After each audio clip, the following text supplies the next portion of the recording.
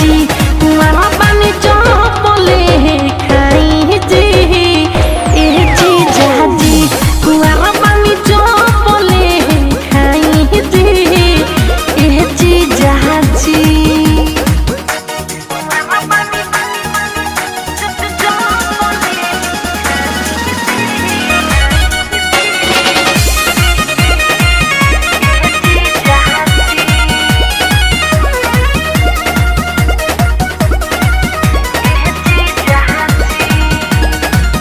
काहे नहीं बुझतानी महनावा के भावना जी खाए खेले लायक हमर हो गइल खेलावाना जी।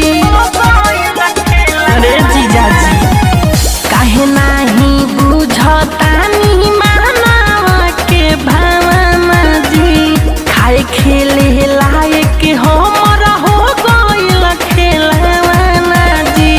छोटे छोटे बाटे जवन नींबुआ बढ़ाई जी ए जीजा जी कुआरा पानी जो बोले खाई जी ए जीजा जी कुआरा पानी जो बोले खाई जी ए जीजा जी।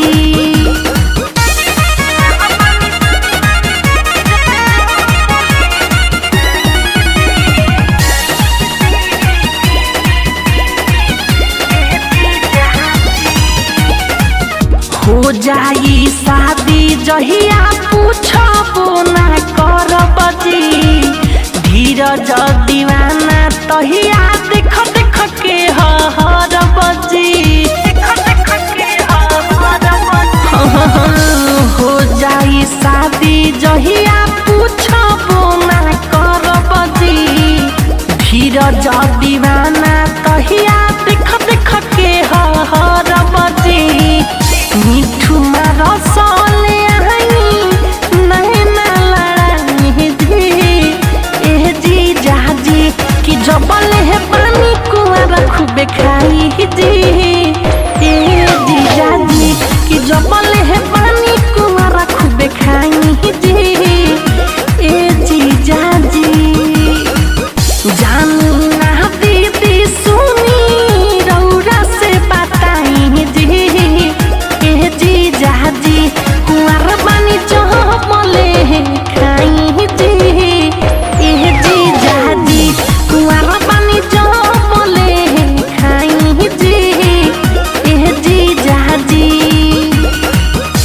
इहे बामो का फायदा रौरा उठाई जी ए जीजा जी कुआरा